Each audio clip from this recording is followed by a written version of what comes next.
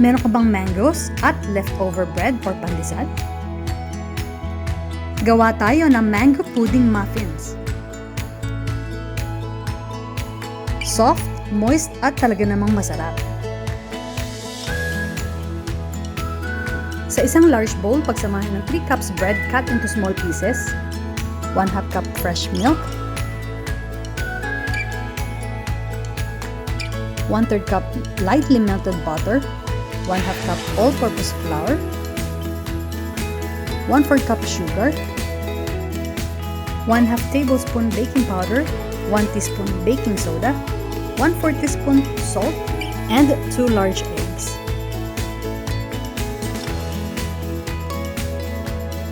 Mix well. If you are new to my channel, please don't forget to subscribe.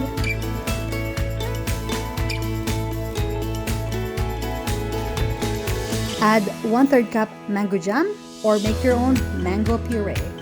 Blend mangoes until smooth. Add some sugar and cook for about 10 minutes. After adding the mango, add 1 tablespoon red wine or substitute with 1 teaspoon vanilla. Stir until well incorporated.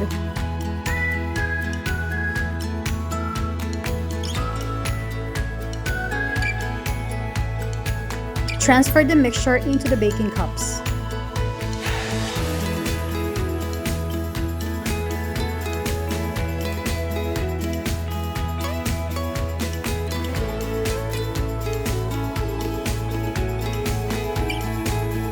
Bake in a preheated oven 375F or 190C for about 20 to 25 minutes.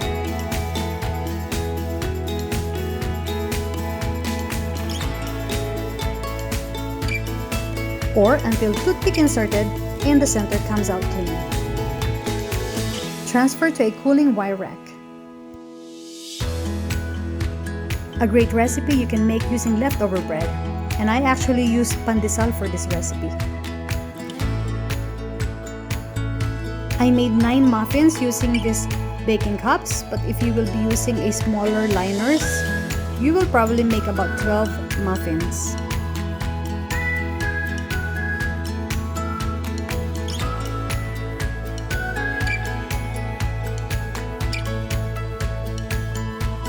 Try my recipe and let me know what you think in the comment section.